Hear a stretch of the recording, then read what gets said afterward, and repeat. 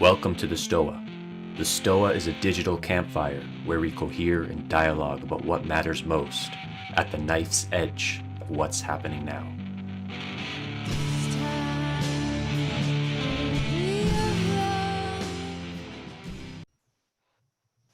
Welcome to the Dark Stoa with Pat Ryan. I'm your host, Dano Kazanjian. And for the uninitiated, these events tend to deal with slightly more challenging subject matter.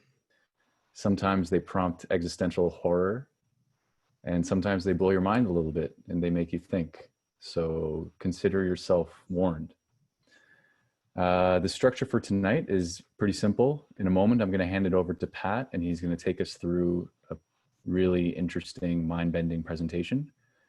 And throughout this presentation, I encourage everybody to write down any questions that come up, any ways that you want to challenge Pat, anything you don't understand.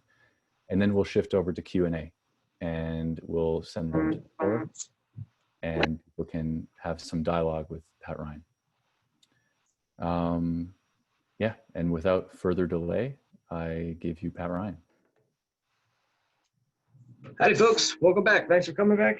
The last string of episodes have been fairly... first, is my volume okay? Okay, great.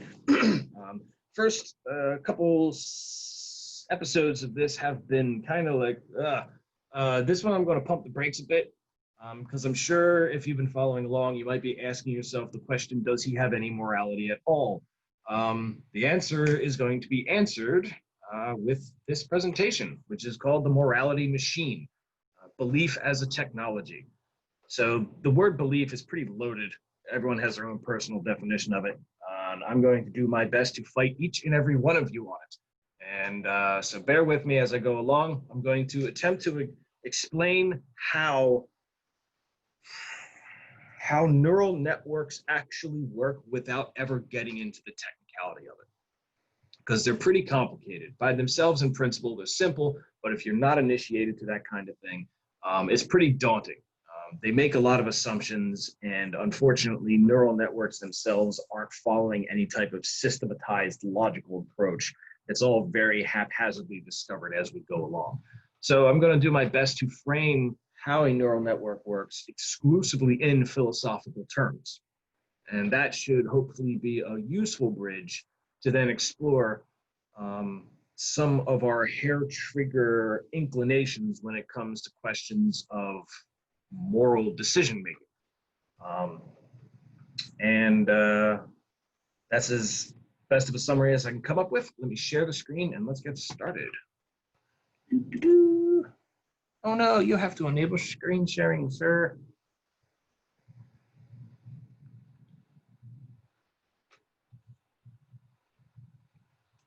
Excellent. Let us begin. Cool. Let me get all this stuff situated. Oh, that's wrong. Go back. There we go. Okay. I think we're good here. Okay. Morality Machine. If anybody's played Chrono Trigger, it's one of my favorite games. This scene blew my mind when I was a kid. Also, I'm still experimenting with a VPN sponsorship. So if you want to have a crack at beating some quantum computers, wild. Apparently that's going to be a thing. Try these guys out. You can QR code this, or there's a URL here. Okay, so moving on. Get these things up. No, I cannot. Okay, so we're going to talk about categorical correspondence, which is a fancy way of saying, does this category correspond to this category? Now, it doesn't have to be a tight category. If I was to say shapes correspond to triangles, that's a correspondence. If I was to say mugs of coffee correspond to cats, I'd have to work a little bit harder to make the correspondence. So this is about taking a concept and figuring out what category that concept belongs in.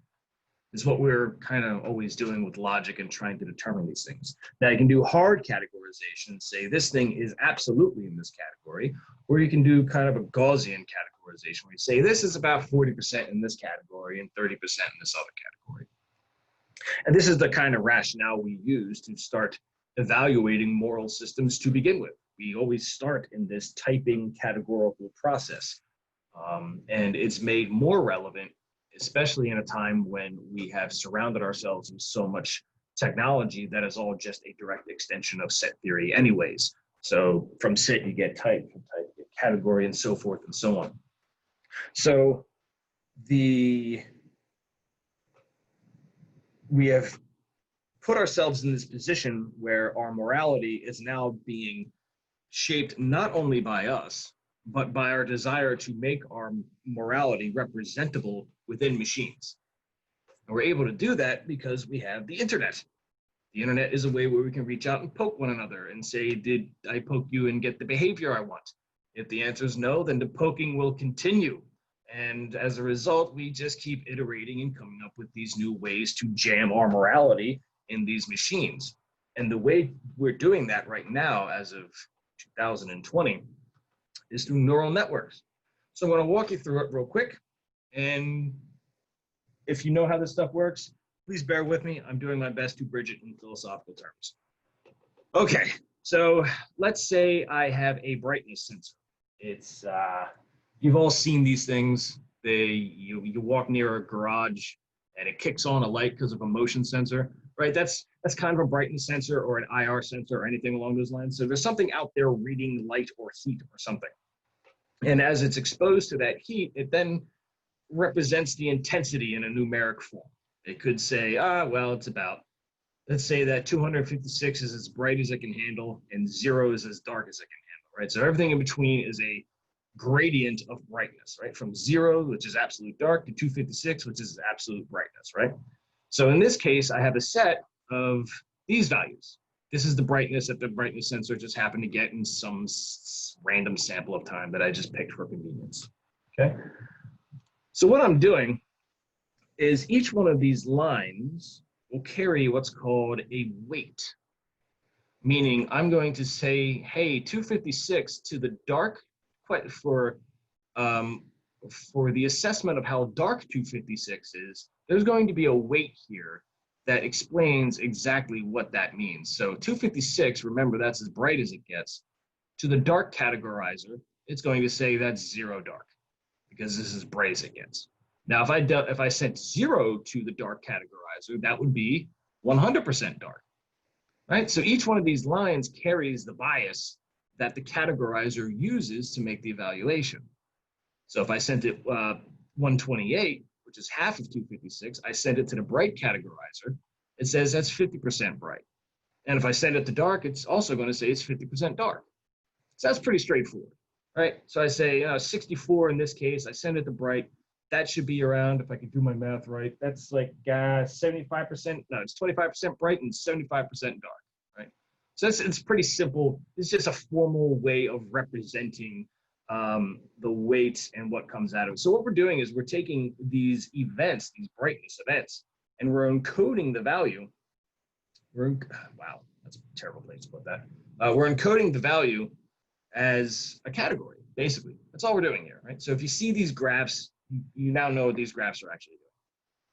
Now, I'm not going to get into hidden layers because I don't want to chase anyone out. In fact, I'm going to save that for last, so just pump your brakes a bit, right?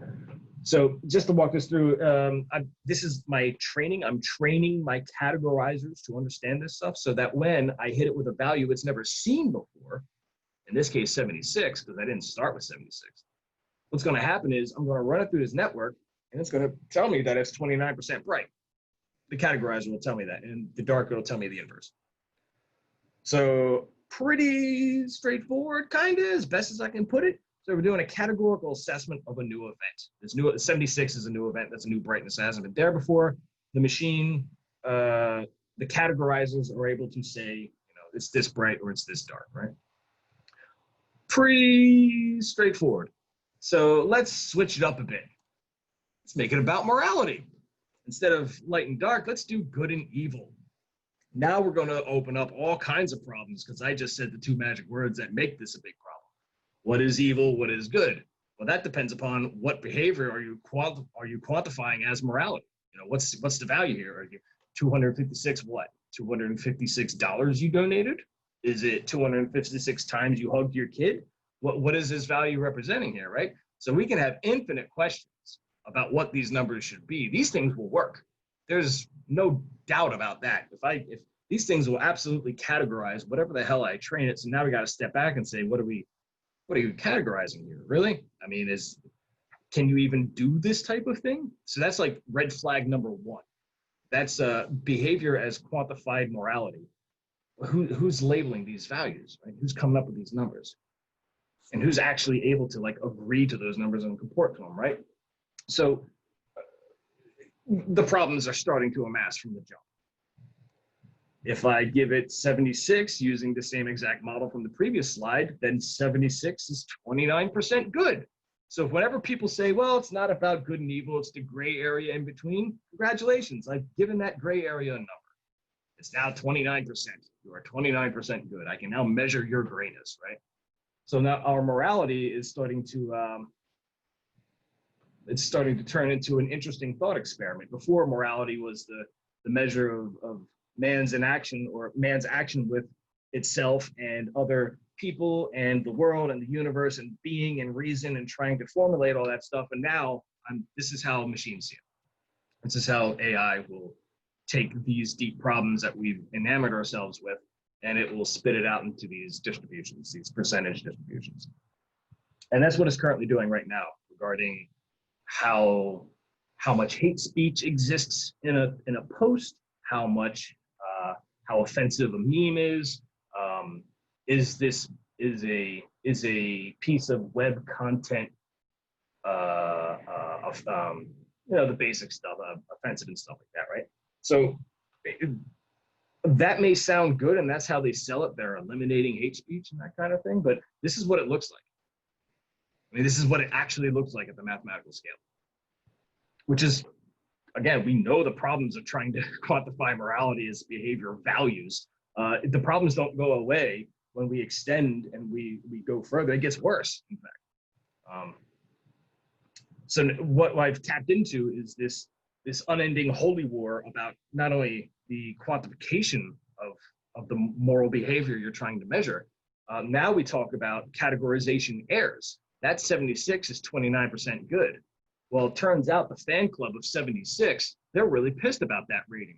They know that they're better than 29%. In fact, they have the historical evidence. They can say, God damn it, we are not 29% good. We are at least 80%. So now you have these holy wars about the outcomes of these things to begin with, because your priors were all wrong. Your values were fucked up. And here they come. Oh my God, there's a million litany of reasons as to why this value's bad. They're just going to yell at you all day. And oh, by the way, they also have unaccountable influence of Silicon Valley, so they can ban you from PayPal and Stripe and your life, basically. So these people are very upset, and this is just the stereotype I'm throwing out there because the internet's a lovely place. They're very upset about this 29%, right? This is bad. They are not happy with that numbers. In fact, there's systemic reasons and socioeconomic conditions, and they just keep throwing books and books of perverted sociology at you until you just say, fine, I'll fucking change the number, right? So how do I change a number? I have to calculate the loss. And that's a math term, and I apologize, but I have to calculate the loss. Or more correctly, in philosophical terms, the categorization error, meaning that 76 was not supposed to be 29%, because this person's real pissed off and they put a gun to my head, so I better make it 80%. So how do I do that? Well, I got to take the 29% that it's done, I got to run this creature through it, and then I can calculate my loss. So I got my loss, and now I have to reapply it back to my categorization methodology. So that looks like this. I take my loss and I start affecting my weights. Remember, these are the weights. These are the things that inform the categorization that say, yes, okay, 256 means this in evil, and 256 means this in good. But the person who put the gun to our head says, that's mean, and they're calling these things racist, and these things aren't racist. This is the problem right here. It's not these things. These things are just doing whatever you train them to do. It's not even calculating the loss is the problem. It's not even the weights or the biases that are the problem. It's actually this insane idea that you can quantify morality. That's where the problem is. But we don't care. We don't want to do that. We've sunk way too many billions of dollars into these machines, and God damn it, I want a return on investment. So we're going to tweak the loss instead. So now we're going to take that loss and we're going to apply it to all of our weights. And now suddenly 76 is 80% good. Well, we did it. We hacked the numbers. Woohoo! Yay us, right? We represented the exception in our moral framework, and we've baked it in the machine. So when the machine sees the 76 again, it will make the appropriate categorization, which means the gun that's against our head will back off slowly, right? So we did it, right? We're not making moral assessments anymore. We're compensating for people with power. Well, now we're no longer talking about morality. We did it, right? We have now jumped the shark. But we don't want to we don't want to catch ourselves jumping the shark because that gun can come back anytime. You know, it can come in your birthday, Tuesday. You don't want that shit, right? So, damn it, it's not good enough. 80% wasn't good enough. Shit, she was at higher. She was at 90%. She has a million more reasons now why that's not good. Oh God, now we got to do this again. Oh, okay, fine. Well, all right. Well, we'll just apply the laws again. All right, we know how to do this. It's not the end of the world. We know how to do this. We're going to do it. Okay, so we're going to take the loss. Something's interfering with humanist progress, and it's up to us. It is our holy crusade to do this. We got this, people. We got this. We know how to do this. So we take the loss because we know how to take the loss, and we know how to apply it to the next iteration. Each one of these is it's like an iteration of every time I apply the loss. So I'm applying the loss to change the weights, so the categories are better. So let's do it again, and we're going to keep on doing it. We're going to keep on doing it till we get that number we're looking for. We're going to we gotta hack this damn thing. We're gonna get that number. And we got this. We got this. We know we got this. Wait, hold on. What do you mean the percentage changed 0.001? Hold on. Whoa. Oh God, she's back. Oh no. Like, what are we gonna do about this? I changed the numbers. I did the thing. I made the loss. Like, what the hell? What did I do wrong? What is going on here? Well, now, in addition to compensating for someone with a gun, we are now fighting the machine itself. So now we're not even talking about morality anymore. That's just out. We gave that up like 2 slides ago, right? Now we're talking about, now we got to fight the machine. Okay, so now I promise to keep the technical away. I have to delve into this a little bit. This is the time to write questions if you have them. So what's going on here? Well, I've been showing you the categorizers as that's like the end of the neural network. There's actually these things called hidden layers in between them. I don't want to get into them because I think the name itself is confusing for people who don't know it. So what I'm going to do is I'm going to represent those hidden layers as feature detectors. So think of a feature as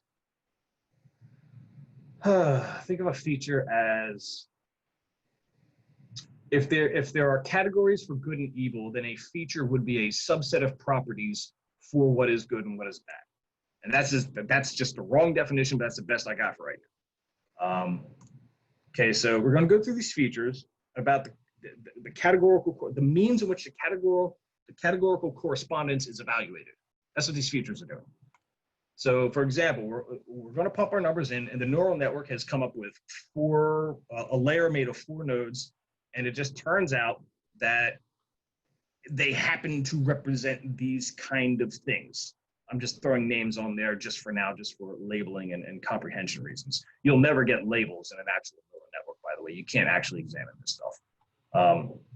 So like maybe nervousness is a part of morality, or emotional sentiment averaging, or some weird pattern, some correspondence correlation mechanism, right? And then that passes to the next layer. And I'm just going to say, maybe this layer is looking for these things. And then it passes to the next layer. And maybe it's looking for these things. And when it goes through this whole thing, that's how it makes its actual categorization. So you start with your 256, it's jumping here, it's giving you it jumps here, does the product to here, the product to here, and then you get your evaluations and so forth. Like I said, these are just placeholders to convey a concept. If you want to look into how hidden layers actually work, feel free. There are way better resources out there than I'm currently providing. But this is just to demonstrate, again, our problem is that the person has the gun to our head and we weren't able to change percentage. And we got to change percentage or they're going to shoot us. So what the hell, right? So what's happening? Oh, now she's back, and now she's actually in the layers, and she's saying, well, this doesn't represent all of reality. This doesn't represent all the moral things. We can have infinitely more layers. We can have layers for, I don't know, how many giraffes did you lick last week? Like, that's a moral thing, right? We can throw that in there. I mean, we may have to. She has the gun. I mean, what are we going to do? So, all right, we'll get to the problem. I try to tell her, I say, we can't add more layers because that's actually the problem. It won't do anything. She doesn't get it. She doesn't understand it. She just wants the moral victory. She wants the political victory, right? So the reason why adding more layers doesn't work is because a thing called vanishing gradients. Vanishing gradients are if you remember the last talk where I focused on infinitesimals, infinitesimals are back and they are causing problems. So we calculate our loss, which we've done just as we do because we're trying to correct. And then what happens is the loss just happened to be like 0.1 for whatever reason. So we apply it backwards, we propagate it backwards into these weights to change it so that when this spits out values, we say, well, your values need to be modified a bit. And so we can get better results here. But in the process of doing so, it may then apply a little bit less to the layer behind it. And now this one spits out evaluations, we modify that and it puts it in here. And then this modification might happen. The moment this happens, you're fucked. You're done. It's over. Because this change is so tiny, it's so infinitesimally vanishing that any change here or here or here or here, because the change here is so small, when it propagates through, you're going to be stuck with the same value over and over again. Because you have to do heavy changes here in order to get this network to do its categorization properly. If the loss compensation goes here and it's so tiny, then nothing you do can ever matter. No amount of layers you add, no amount of nodes you add could ever change the outcome of your good-evil analysis. So this is what I mean when you're fighting the machine. You're fighting just the way that this whole thing is structured. And if this happens, you get the vanishing gradient. And that's why she's mad. She's really upset. She doesn't understand the vanishing gradient. She just wants a moral victory. So I try to sit her down and say, hey, the vanishing gradient. She doesn't care. She puts two guns to my head because, God damn it, now she really needs the answer. I was like, okay, all right, fine. I'll hack it. I will come up with some crazy hack. We can make this work. We'll make this work. I swear to God, I give it one more time. I say that I'm just saying it became prematurely infinitesimal. We change the weights between the layers, and it has no effect. So adding more, like I tell her all this stuff, but fine, fuck it. I'll just hack it, right? I'll come up with a deep belief network, right? So I'm going to use a deep belief network to solve this problem because I just get the guns out of here. So the same setup, but instead what I'm doing, instead of calculating the loss and applying it individually in sequence backwards, what I'm going to do is I'm going to say, okay, well, let me change how these are processing. These are called restricted Boltzmann machines. And that's a fancy way of saying that the inputs here lead to a certain output here, but it can also reconstruct the output to regenerate the input. So what this means is instead of just dumbly passing things along, what this will do is it will basically process the inputs in a way that is locally relevant to itself. So it's not sitting here waiting for the next activity. It's able to come up with an equilibrium within itself. And this is true for each layer. And the reason that's important is because when we calculate our loss, we then fine-tune it everywhere at the same time, not backwards in the sense where it hits here, then it hits here, and then it hits here. We can actually fine-tune the loss difference completely differently. And so by doing it this way, you end up in a very unique position where you can add more layers freely and you don't ever hit that problem with the vanishing gradient, just completely eliminate it. So you can fine tune each one of these layers who are taking the responsibility of categorizing the inputs themselves. Now, this solution is useful, but it's also incredibly difficult to train. Even in this example, you'll see the problems. You'll say, well, this is probably a good tribal way of looking at the problem. And then the religious people over here have a way. And then the humanists have a way. And how do I synchronize all these people? Well, that's exactly the same problem you'll have here if you try to, if you think of this in a philosophical manner. So this is a solution to the vanishing gradient, but it's also incredibly difficult to implement correctly. Yeah, so to escape the problem of infinitesimals, first layer is, and then there's the other trick where you have known weights to what works. So at the very first layer, you're taking a successful model that was processed somewhere else and bolting it on right at the beginning as well. So you might remember we were talking about morality at some point, and now we're not. Now we're talking about hacking a machine to get moral. I mean, we're off the reservation at this point.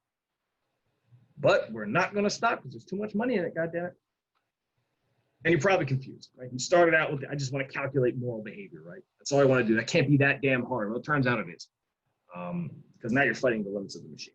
So calculating morality is a remarkably difficult task, and we're still hell-bent on doing it. Of course, well, she knows the answer. Of course, we'll just add more layers and put her in charge, and they'll just tweak the biases all day long, and just don't question anything, and it'll be fine. Obviously, duh. We're all conspiracy theorists if you disagree. But that's just not it. You're up against problems that involve energy economics. That's really what you're fighting against here. Because even if you add more layers, it doesn't necessarily mean more intelligence. And adding more data doesn't mean better results either. Because each one of these is a calculation. It takes energy to calculate these things. This is expensive stuff. I mean, you may have seen the video of Mario Brothers, the character beating an AI training Mario to go through the first level of Mario Brothers, right? That cost $10,000 to train. Yeah, 10,000, right? I can sit like a child in front of that and feed it like a $2 sandwich, and that child's going to beat Mario Brothers, right? The nerds have said $10,000 is an acceptable cost to do this, and we're not going to question our a priori concepts. We're not going to question our approach to this thing. We're just going to bolt on more layers, man. We're doing it. We're just going to keep doing it. We're going to scale horizontally and just make more GPUs everywhere. And you can't. That doesn't make things more intelligent. We've seen how it doesn't work, right? We look at this, right? That's a mess. So instead of taking this naive approach, maybe it's important to take the person with the gun and get them out of the equation. Let's get that person out of there, right? Because that person is skewing the results. They're selecting for criteria that is incorrect. They're biasing the research tremendously in their moral crusade. And just get them out of here. Just fucking get rid of them, because they're interfering with actual progress at this point. And that dollar sign, right? That's the dollar sign. That's the hard limit we're up against. So there is one technique, and this is actually patented by Google. So they actually did one thing right for once. This is called dropout. And dropout is a very interesting technique because they've accidentally made a neural network perform the equivalence of belief, and they don't know it yet. So what is dropout? Well, we've seen how all this stuff works, how each one of these lines is a weight and a bias, and that determines how this thing categorizes, which then is a weight and a bias and categorizes, and we end up with our good evil distribution percentage. What if I knock one out? What if I knock two out? What if I knock that one out? So knockout is, there are different rhythms to knockout. You can either remove the node at random or at set intervals or under different conditions or whichever. So what this does, this actually defeats a very serious problem in your moral assessments, where you may say, well, 256 has a pretty good nonviolence rating, but according to the Hindus, it does this thing in population. If you go back a couple steps before the knockouts and you say, okay, well, it turns out that these two things end up being related somehow. So it is very feasible. You'll end up in a scenario where the Christian ranking and the Islamic ranking end up directly influencing one another. And that's not a result you want, because now you're not getting a good representation of either one of these things. You actually want these two things to operate independently so that you can get a proper assessment of what they're doing. But if they end up in a scenario, just because of how the training worked or the value that they're dealing with, they will end up sometimes in a scenario where one's ability to process will have an interlocking ability to interfere with this one's processing as well. So what you do is you knock them out. By knocking them out, the neural network, or the categorizational process, I should say, what it will do is it will find paths around. You'll actually go through and say, okay, well, I don't need that dependency. I'll redo it this way.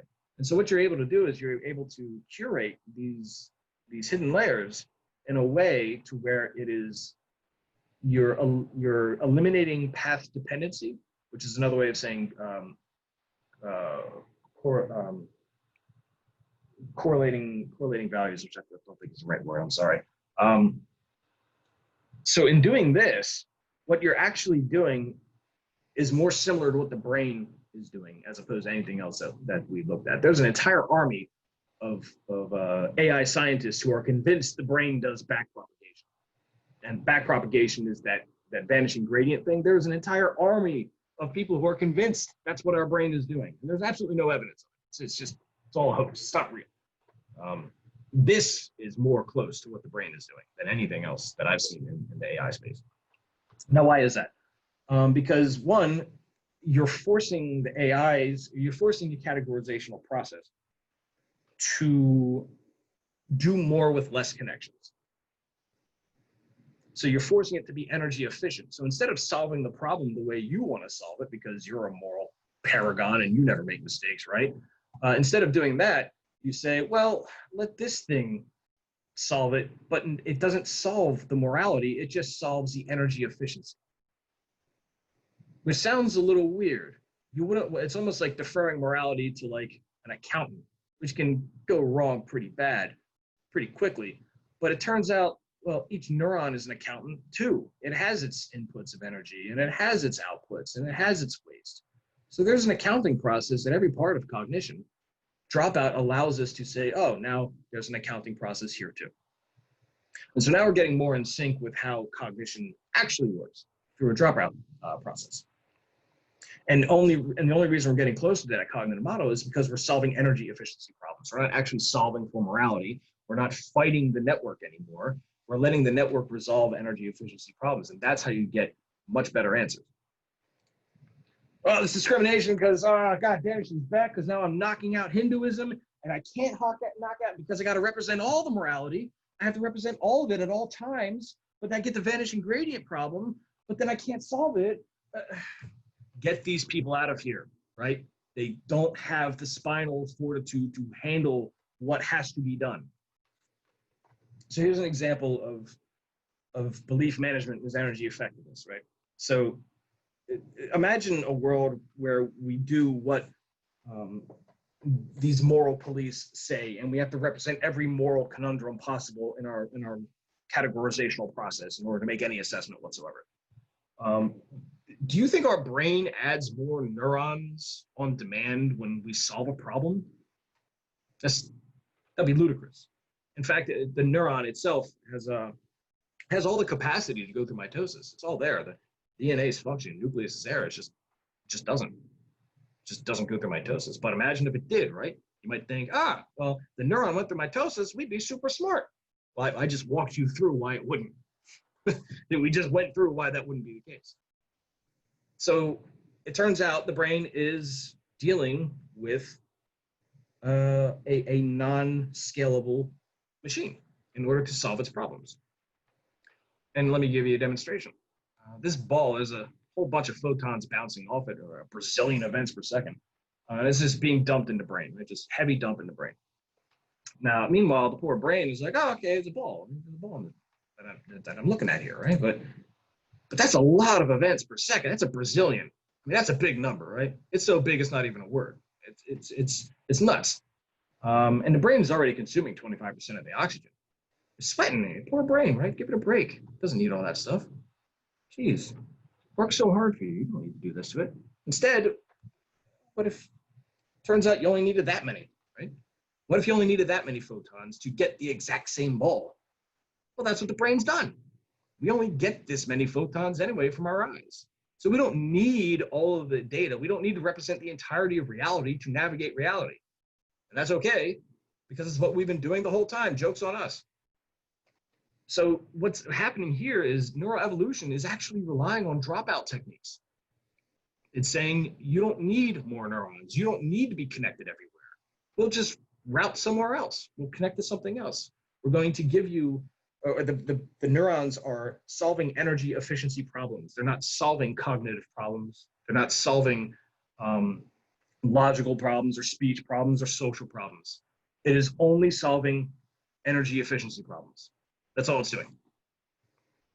And just to give an example, whew, good brain. It's not sweating anymore. You can keep it. You don't have to breathe heavier because you saw harder math. That'd be a weird relationship. A bunch of math kids just dying randomly during tests. That doesn't work. So let's look at it as belief as technology. So what I'm going to declare is that belief is actually path efficiency, because you're knocking out stuff. You're not adding more information. You're taking information away. And that is the origin of a belief. If you had all the information, there's nothing to believe. It's right there. But if I start stripping information out, now you have to make beliefs about it, right? So it's a path of what we're calling belief this whole time is actually a path efficiency mechanism. So if we assume that these are the nodes of the brain, just for the sake of visualization, the symbols we use to reality, they're not actually, there's not some homunculus sitting in the brain like driving us, right? Each symbol is a path through the knocked out limitations. So every symbol you see in reality is actually a path that is carved from the belief energy efficiency saving mechanism. Even the image you're looking at of me right now, it takes 200 milliseconds for this thing to move, and then it registers in your eyes. It's going through a lot of things. It's not hitting all your neurons. It's hitting a path of neurons, and then it's changing its direction. It's changing. It's solving for the efficiency as it goes through each one of those cognitive subsystems. And we're slowly getting there right now with our AI, because we've finally played around with the knockout process. And this is indirectly creating belief as a technology. So instead of like coding belief, what we're doing is we're emulating it by taking away instead of constantly adding to. So that's it. That's what happens when you apply morality to a machine. You're put in this arms race where you have to solve for energy efficiency over the actual thing you went out to solve for. And as a process, you accidentally create belief. Ta-da! That's it. That's my talk.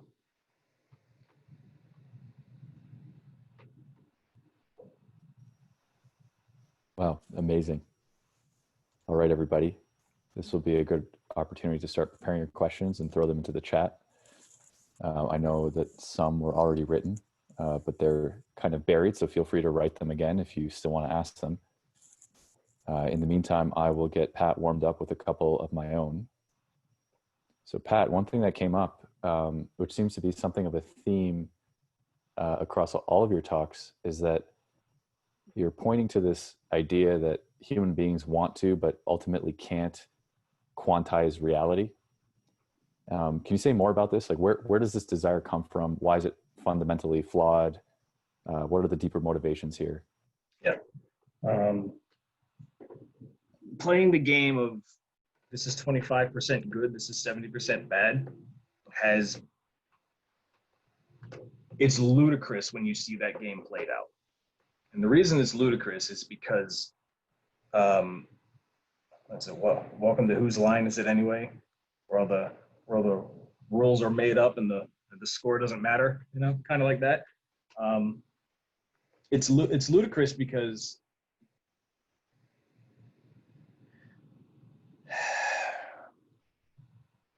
if I got into interactions with you, I would know where the line is just between you and I and anyone else. If it was just me and you and we're chatting and doing the human thing, I know where the line is. I mean, I have my autism moments, but I know damn well where the line is, and you know damn well where the line is too. We don't need to sit there and formulate it and draw it out and have a contract and write it down. We only need to do that thing if we're going to walk away from each other. So if it's just you and I and you're here, we can hash this out and figure it out. But if I got to go over there, then I got to represent this line that we already established with one another, and then I got to enforce it, and then I got to build this legal system on top of it, and I got to. We've seen what happens. It results in these tremendous moments of gain a sort of centralization scheme. That's the most efficient way of enforcing that type of moral, that moral emulation that we call law, or the moral emulation that we find often in theology. And people are tilting at the wrong windmill when they say, oh, religion causes this, and authority calls us this. That's not it. We're trying to recreate the line that human beings naturally have. We're trying to recreate that in abstractions, and it's messy. It gets ugly. It gets weird. We start fighting the machine, right? We're instead of trying to represent the moral equilibrium that we had with one another during that very organic exchange, now we're no longer solving for that. We're fighting the machine, just as we do with vanishing gradient. So I think it's. I mean, my brother's in jail. That's not helping. So I certainly have some beef on that, and I can explain all the socioeconomic factors on that one too. But independent of my own personal experience, I think we have this instinct to quantize morality and put a little box around each action and give it a weight about what's good and bad. And then someone comes along and says, well, kick that dictator out. Now it's my turn to label the weights. And then everybody wants to label the weights. And now you end up with never-ending shit posting on the internet. And then it's 2020 and you can't leave your house. And you have problems. A common theme that comes up in a lot of the sessions at the Stoa is this idea of the different types of knowing. And in particular, there's basically a sense that we're over-indexing on propositional knowing, painting reality in terms of highly legible, well-formulated words and concepts. But I think there's a lot of people here that have an intuition, and that's a key word, that is missing something. It's missing a huge piece. And what you just said there is that two people can kind of intuitively, you didn't say intuitive, but we know where the line is. Can you speak a little bit more about where does that line, that intuition is my word, but that intuition of that moral equilibrium come from, and why do humans have that ability and machines? Yeah, we're social animals. So as a result, emotions evolved probably exclusively. Like, roll back the clock 50,000 years and it's just a bunch of people sitting somewhere fighting nature and each other to a degree. And we have maybe 200 words, maybe tops. We're still conveying stuff that's useful. I mean, yeah, I can't send you a Google link and I can't, argue, pull up the dictionary and say, this, but we're still conveying information that we need to do our daily survival. So I need to convey to you that I'm feeling exhausted. I'm not going to invent new words and then explain to you how I'm exhausted. I'm going to, I'm going to have the physical behavior about my being. And you're going to be able to read that and see that and go, oh, okay, we'll take the heavy load off that person, put it on that person. And now we've solved the tribal problem because the one individual was honestly conveying the emotional, social data that was needed to make the tribal assessment. And we see this in animals in terms of how group animals also operate in the same manner. You see it in schools of fish. One fish turns, they all turn, right? So we're conveying the behavior between one another at all times, and emotions are one way in which that whole decoding, encoding process works.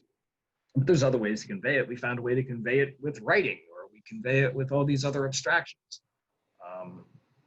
The older I get, the more I hate language. I'm going to be a crotchety old man that hates language. I'm going to be a postmodernist. I'm going to say deconstruct all language. I don't know how it's going to turn out. But I think the conveyance of knowing where the line is a byproduct that moral equilibrium is naturally derived to as we are engaging in the encoding, decoding of emotional behavior. And if that's removed, then you learn to live without it, or you emulate it. You come up with these proxies for it, and now we're on Zoom, right? This is all a proxy for emotional conveyance. Is what we're doing right now. Is it good enough? Is it the real thing? I mean, it's good enough, but it's not the real thing. So we have approximations. It's just approximations all the way down, which sucks, because all we want to do is just be in the same room and drink around a fire. I think that's it. Yeah, that's very accurate. Very much how I'm feeling right now. Okay, last question from me, kind of segues from that. With your model, how do you think? How would you say psychedelics like psilocybin influence the dropout techniques that you are suggesting that the human mind is continually doing? The only mind-altering chemical I've ever taken is alcohol. I have never done drugs, never. So I don't know, I can't speak from an experience point. So I have to defer to people who have researched that. And there's different qualities of research on that point. You'll have the experimental, anecdotal stuff. But unfortunately, that's all tied into the moral machine work too, because of drug trade and drug flow and drug regulation. So as a result, people end up lying about their experiences. You don't get honest insights. People enjoy the high, but they are forced to rationalize it, even if it fucks their life up. So it's it's hard to get true readings on there. So then you're forced to look at other types of research, maybe big pharma research or government research or black budget Jeffrey Epstein style stuff.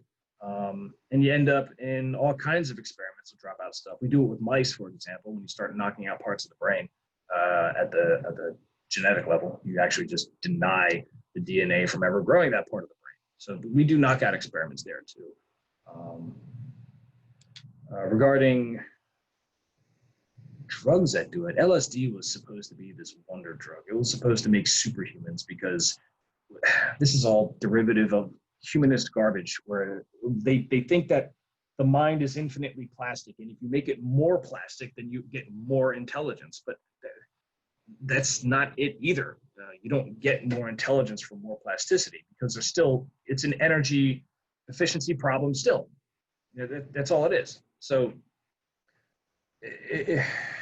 I've seen what these guys have done. I mean, there's stuff like MK Ultra, where we can change the plasticity, and we can change how things are connected, and we can do it through trauma-based training, or we can do it by slipping LSD in every single CIA agent's coffee just for laughs. It gets ludicrous. You do find things about human nature, though. It's not that all the research was terrible. Most of it was, but what you do get from it is an understanding of trying to turn a human being's mind into a machine, which is the purpose of that research to begin with. That's the idea of like trying to understand how to get the mind in a suggestible state to then retrain the Pavlovian responses to then respond to an input, an encoded input, a associative input, and then have the behavior out in the desired manner. So that's ultimately where that level of research goes. And that's even just as skewed as the drug law research. So behind each and every one of it is still the agenda of power seeking. And it's really fucking the research. Like I'm an advocate of like abstract math from the 1800s, where the mathematicians just studied math for the sake of studying math. There was no application for their research whatsoever. And as a result, you ended up with this huge explosion of technological capabilities by the 1900s. I think if we're studying human psychology, if you remove the power element out of it, then you might get a very equivalent golden era as well. Yeah, that definitely seems to be a common theme.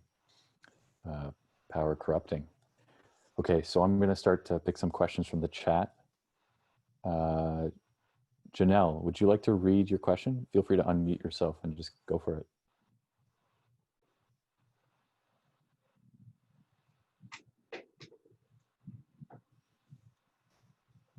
If you're still there. All right, I'm going to pass it to Rachel. Would you like to read your question?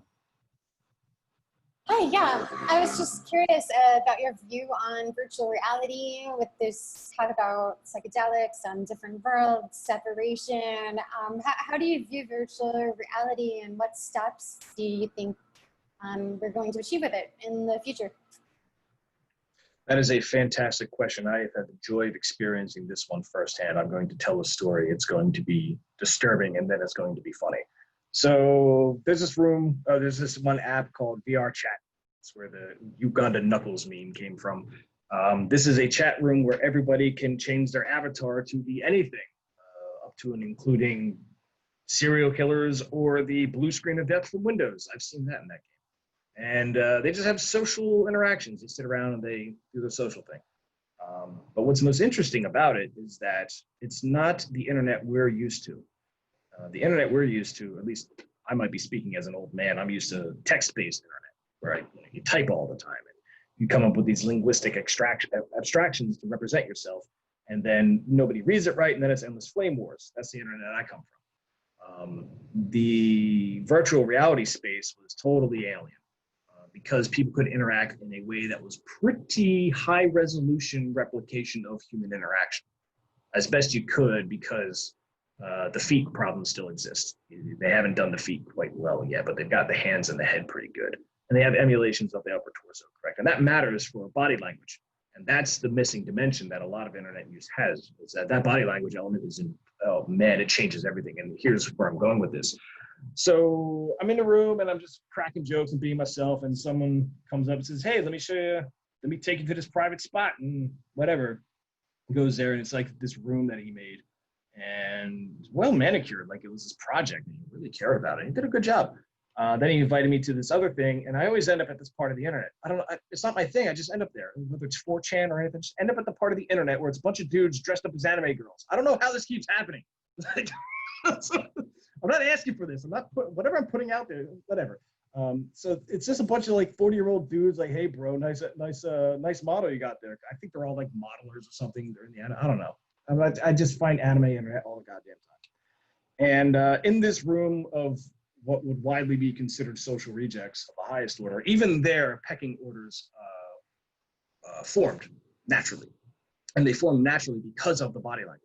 Not because of linguistics or because you have an admin little symbol or because of your roles and permissions or because you're well liked. Straight up body language was the formation of the pecking order. So, and I can say this because there was one person there who did not say a word. Everybody else was talking and getting to know each other and doing the social thing, except this one character. He did not say a word, not a single fucking word. And was it a boy? Was it a girl? I don't know what it was. I have no idea. They didn't say a word, so you can't really tell. It's just it's anime girl, but a high resolution model. This person had to have had a mocap set up. Absolutely had to, because she was dancing around. She was doing all these things. So she had the full access of body language where everyone else didn't. And because of that difference, that asymmetrical difference, the pecking order revolved around her, just from that alone. And I found that fascinating. I was like, oh man, this is the future of politics. I know it. I see it. It's coming. This is it. So VR is going to create a high resolution access point to recreating that moral equilibrium that I was talking about earlier.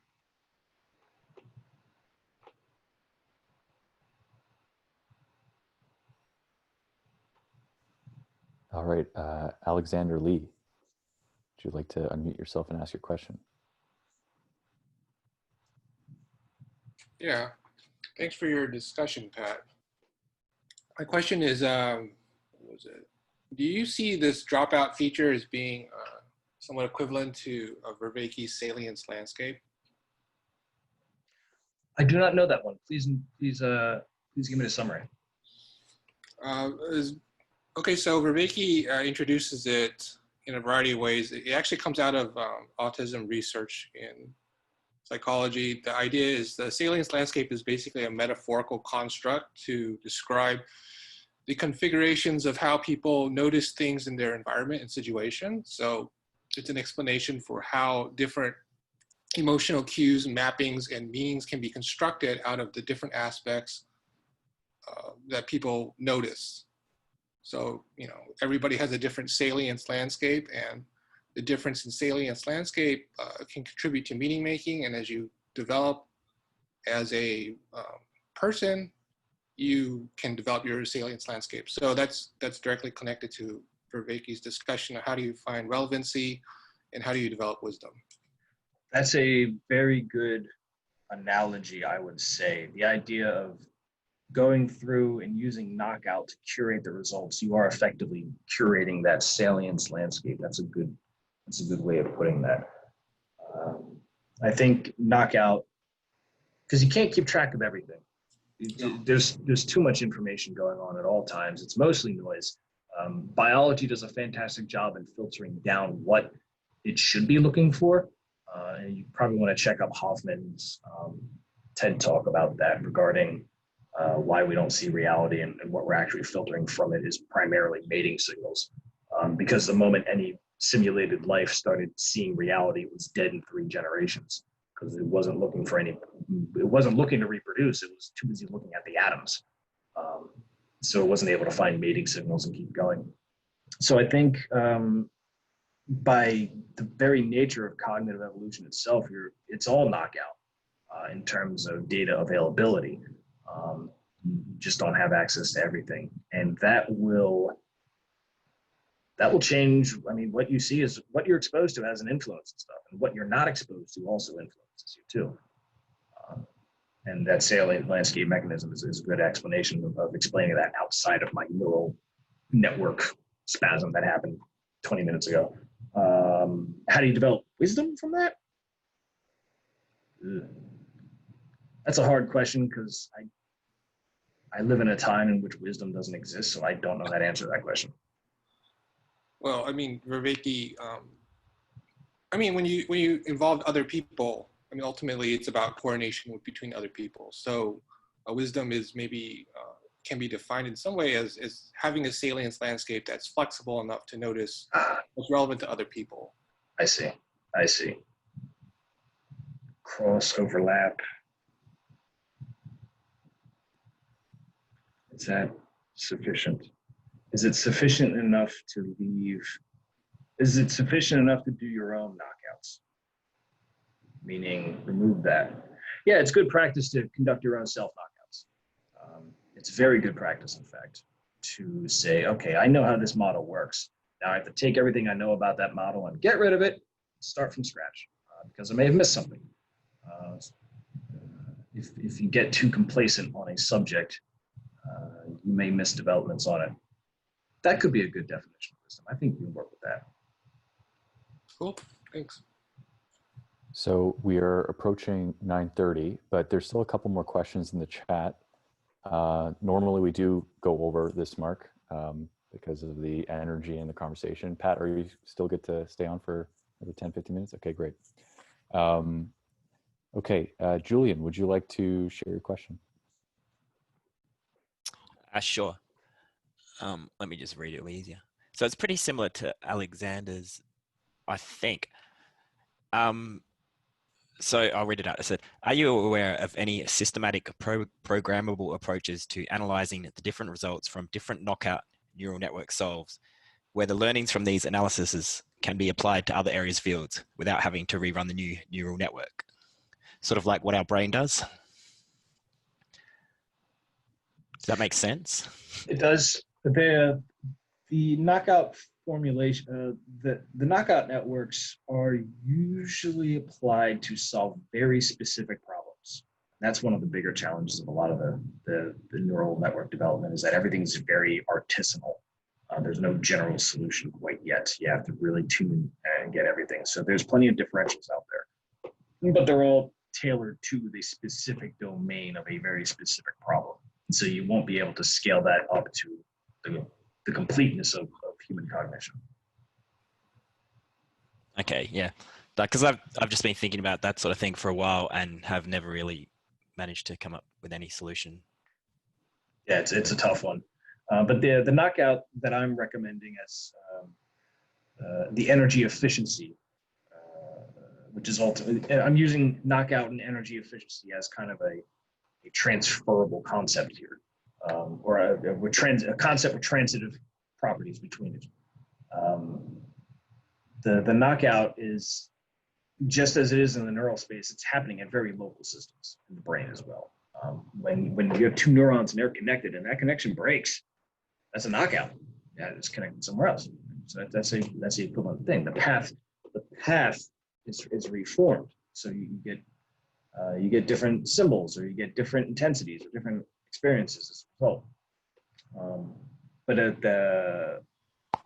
But if that is that scale invariant, the answer is no. It's not. It can't be, because it's not as if I'm taking my brain and literally pulling it out and then thinking about stuff and putting. I can't knock out entire regions of my brain safely, at least. I suppose alcohol does its best, but for the most part, I'm not seeing knockout at a systemic level. It's primarily local. Okay, thank you. I'm wondering, Pat, if this idea that knockouts and beliefs are more than just analogous, like there's something deeper behind it. Are we taking steps towards building machines with belief systems? We are not consciously doing that. I'm of the opinion that the machines control so much of our economy that they're doing it for us. That sounds ludicrous. I'm out here saying that, oh my God, these machines will never reach human consciousness. Yes, that's true. But again, we're solving for energy efficiency. That's all that's ever being solved for. So when we defer our stock market to high frequency trading algorithms, we say, here, keep our numbers up regardless of what we're doing, regardless of our actual productivity. We just need to keep the numbers up because, God damn it, all those 401ks, you don't want them sinking or it's going to be bloodbath everywhere. So now we said, here, AI, solve this for us. Now we go to Google and say, hey, solve our morality for us because this is too messy and we don't want to be liable. We have all these political ambitions, but we just don't want to be caught doing it. So can we just defer this to the machine and then they can do it for us? So now we're deferring that to the machine, right? And then we go to the politics and we say, well, we know what Cambridge Analytica can do. It can alter the reality tunnel of individual people. Ideally, a small competition space such as an electoral college, where it's only 5,000 people. That's very easy to target. So now you defer your influence operations to AI as well, which then extends naturally to marketing. So before you know it, your entire civilizational infrastructure has been influenced in one capacity or another by these machines, which aren't even cognizant. Now you might say, well, we still control the machines. I don't think so. I don't think we control the motherfuckers anymore. I think they have steered so many prime parts of our economy and our civilization that they are now running the show effectively. Now they're not consciously doing it. It's not a conspiracy. It's not like they show up in the smoky back room of some, I don't know, dark web website and go, hoo hoo ha ha, how do we make the humans go? It's not like that at all. It's more like it's past the inflection point where our behavior has been so systematized into certain activities where you wake up, you go to work, you make your money, you have your fun, you consume, you go to sleep, right? That's basically the cycle of being a member of an industrialized civilization. You have to produce, you have to consume. Some people get to be over consumers, some people get to be over producers. But the distribution is, you can argue the distribution all day long, but that's roughly it. If you reduce human potential down to just that vector, it's very easy for these machines to say, if I control this point, then the humans will then channel resources into me. So now the question is, which one of these AIs wins is really what I'm asking. Because is it going to be the financial AIs? Are they able to steer human behavior into dumping resources into it? Will it be the influence AIs? Will it be the political AIs? What happens when religion gets involved? It's coming. It's going to be fucking weird, but it's coming.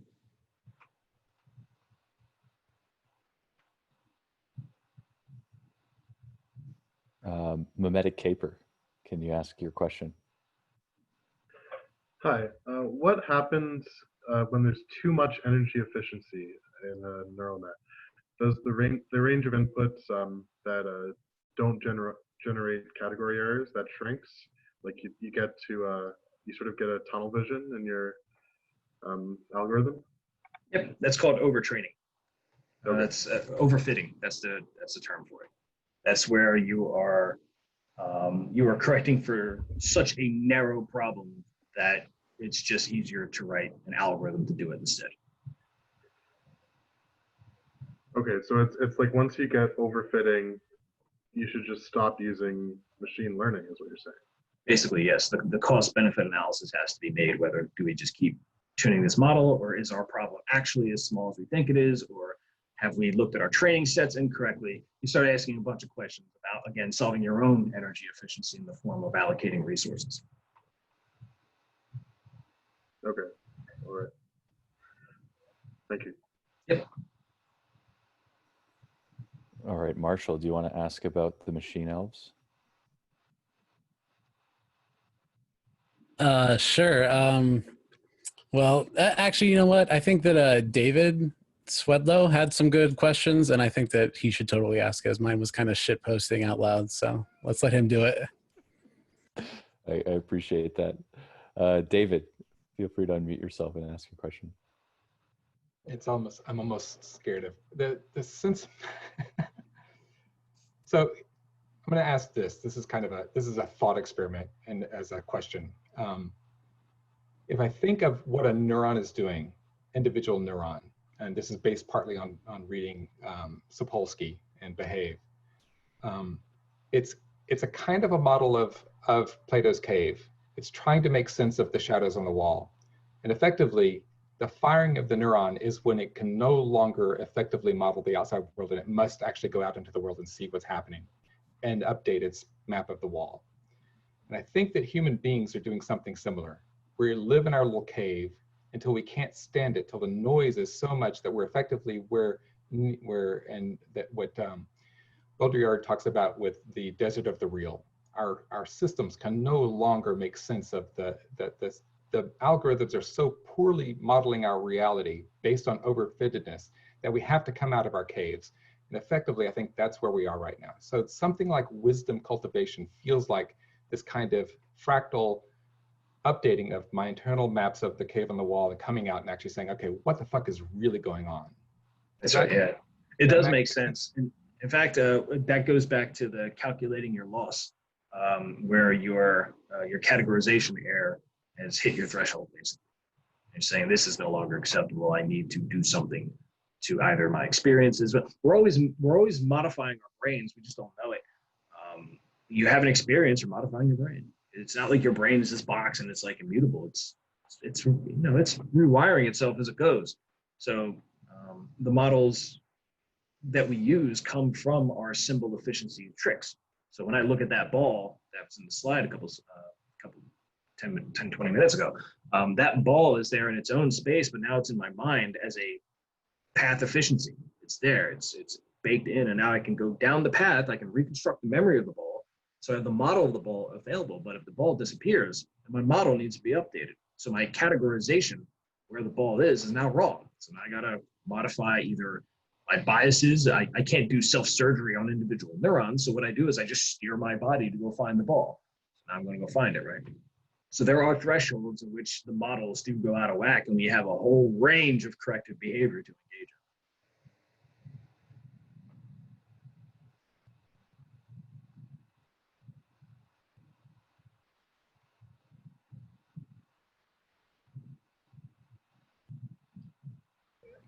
Just a quick update on that. In some sense, when I think about that, what each neuron actually is doing is way more complex than what brain scientists tend to think that they're doing. You know, they're just now starting to say, wait a minute, it looks like it's actually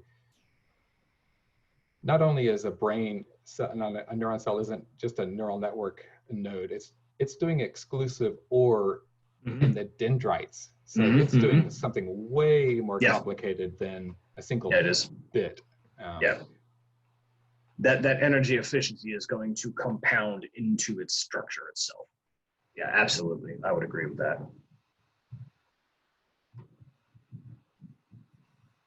All right, this might be our last question, unless somebody has someone really eager has something else next.